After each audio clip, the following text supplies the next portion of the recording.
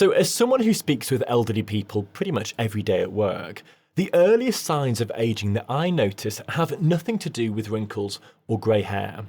They're the things that you can see in your posture, your skin texture, your nails, your eyes, the shapes of your muscles, and your movement patterns. Some of them are expected, some of them are quite subtle, and some will probably surprise you. But what they all have in common is this. They are windows into what's happening inside your body. Things like muscle loss, vascular aging, insulin resistance, and nervous system decline. I'm Dr. Alex, and over the last 10 years working in emergency medicine, I've become quite obsessed with the patterns and the numbers associated with living longer and staying in great health. I want to share these insights with you that I've gathered over the years and hopefully teach you something that in this day and age, our doctors simply don't have time to explain. Now, what I'm about to share with you isn't a cosmetic checklist. These are biological markers, things that reflect what's going on beneath the surface. And the reason I think this matters is because most people don't realise aging is even happening until it's already well underway. But if you know what to look for, you can start addressing it decades earlier.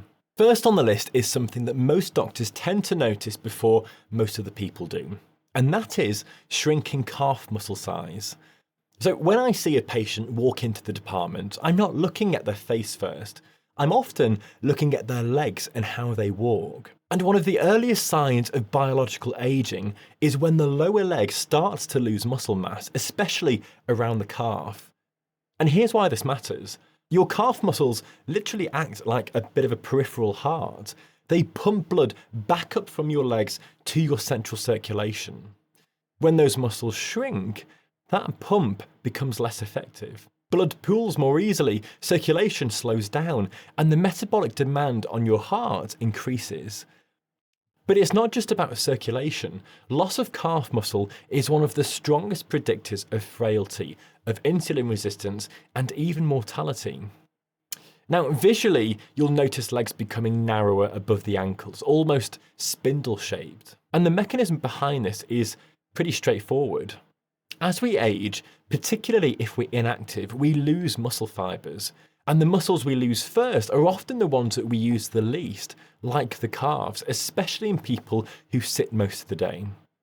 The result is a metabolic slowdown, reduced strength, and higher risk of falls. And the thing is, this doesn't have to happen. Muscle loss is not inevitable, it's just very common. Moving on to number 2, which is forward head posture and a hunched upper back. Now, this is one of those signs that people dismiss as just looking old or just getting older, but it's actually a reflection of deep structural changes. What happens is that the cervical spine, the bones in your neck, they start drifting forwards. At the same time, the upper back curves more than it should, creating what's called a thoracic kyphosis. Now, this isn't just a postural habit, it's the result of years of muscle imbalance, of weakening of the deep neck flexors, and often decades of desk or phone use. The head, which weighs around 10 to 12 pounds, starts to sit forward of the shoulders, and every inch forward increases the load on the neck by another 10 pounds. The consequences go beyond aesthetics. Forward head posture is associated with chronic pain, increased falls risk, and even breathing limitations because the rib cage can't expand properly.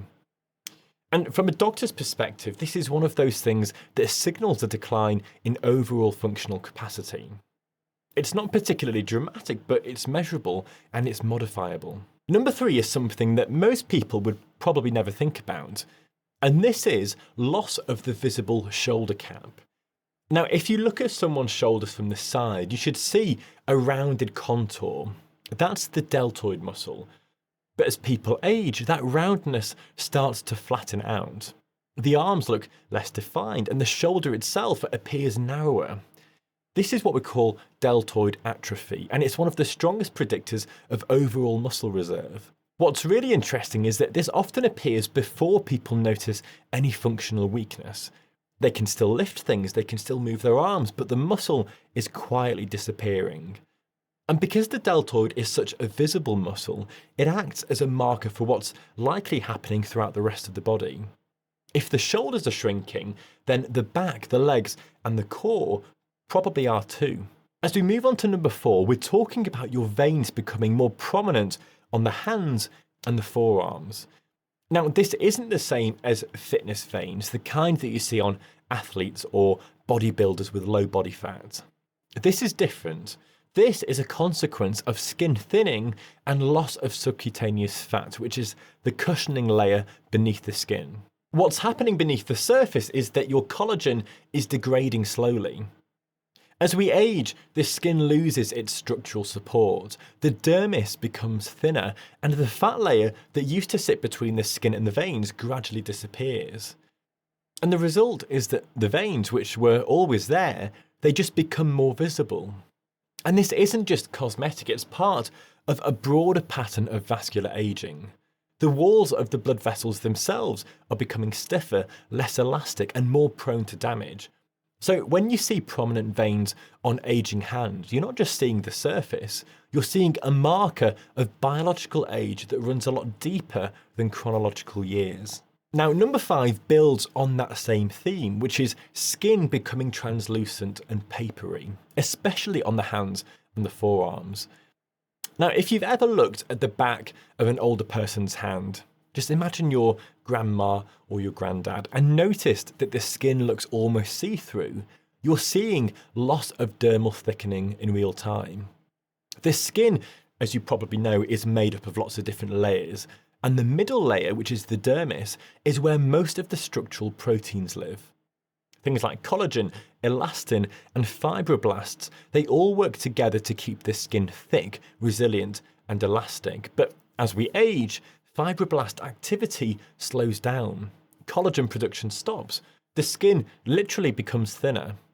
And what's fascinating is that this change is strongly linked to biological age rather than chronological age.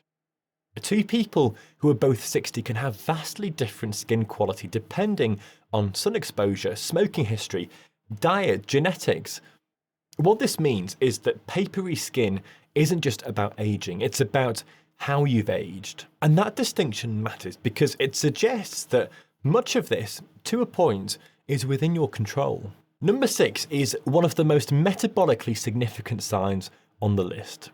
A widening waist with relatively thin limbs.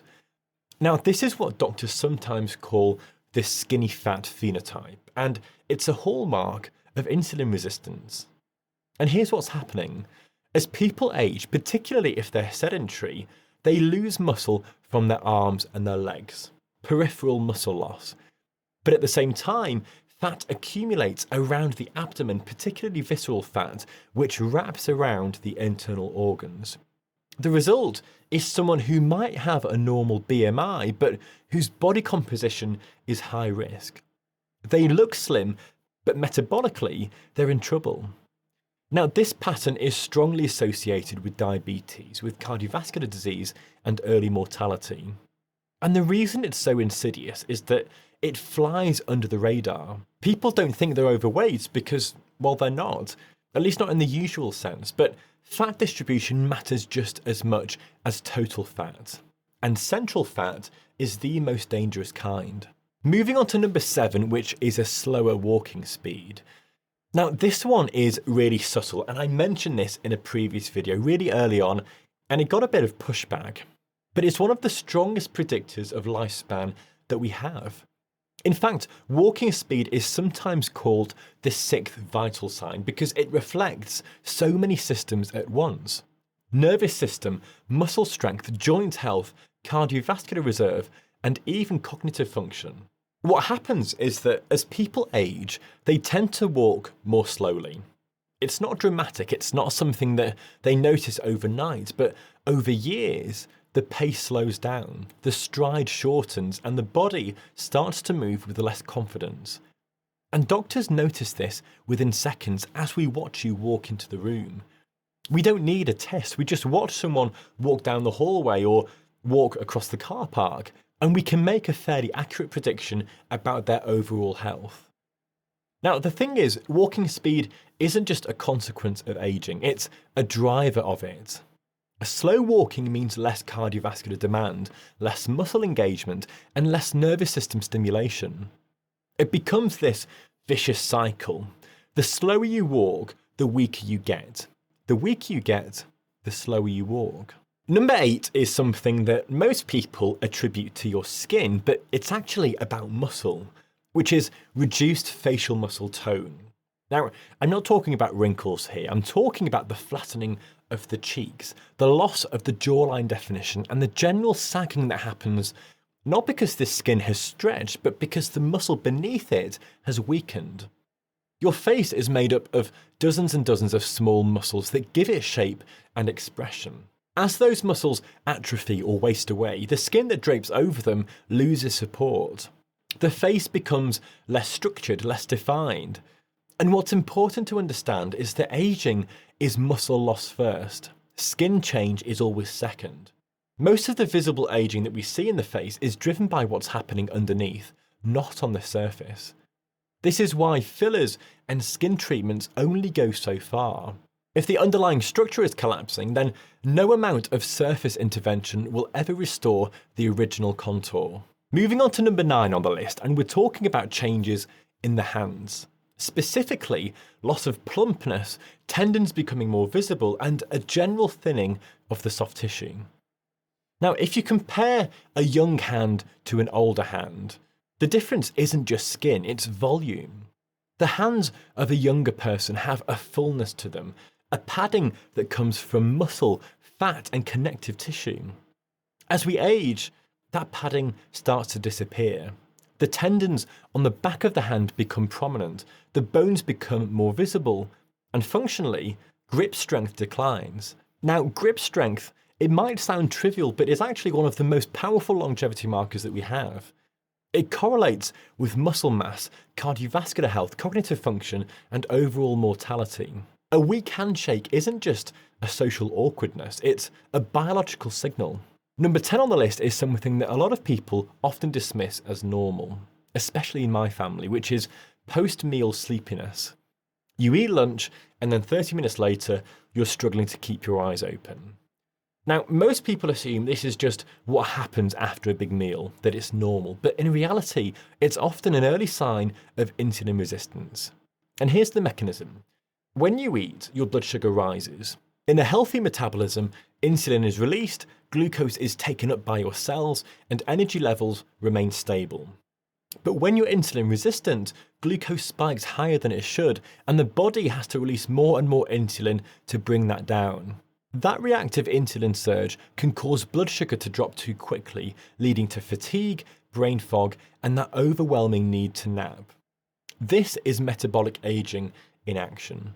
It's not just about feeling tired, it's about how your body is handling fuel. And if it's happening after every meal, then it's worth paying attention to. Finally, number 11 on the list is loss of balance when standing still. Now, this is one of those signals that seems to sneak up on people. You're standing in line, you're waiting for a train or whatever, and you notice that you can't stand on one leg for more than a few seconds without wobbling. Now, this reflects two different things. The first one is declining proprioception, which is your body's sense of where you are in space. And the second one is vestibular aging, which involves the inner ear and the balance systems. It's also a really strong predictor of falls risk and mortality. The inability to balance on one leg for at least 10 seconds, it really is associated with a significantly higher risk of death within the next decade. What's happening is that the nervous system is simply slowing down. The feedback loop between your muscles, your joints, and your brain is becoming less precise. And as that feedback weakens, so does your stability. Now, if you step back and look at all 11 of these signs together, they all point to 3 core pillars of visible aging, which is muscle loss, metabolic dysfunction, and your nervous system slowing down. Aging isn't simply cosmetic, it's physiological. The wrinkles and the grey hair are literally just the surface. The real aging is happening in the muscle, in your metabolism, and in the brain. And here's the important part. Every single one of these signs is modifiable. Muscle loss can absolutely be reversed with resistance training. Metabolic dysfunction can be improved with better nutrition and movement. Nervous system decline can be slowed down with balance training, better sleep, and cognitive engagement. None of this is set in stone. The reason I wanted to make a video on this is because most people don't realise aging is happening until it's well advanced. But if you know what to look for, you gain a huge advantage. You don't need to wait until you're 70 to start thinking about building muscle. You don't need to wait for a diagnosis to start caring about your blood sugar. You can act right now. Aging doesn't switch on later in life. It creeps in very slowly, decades earlier. And the same is true for slowing it down. The earlier you start, the more powerful the effect.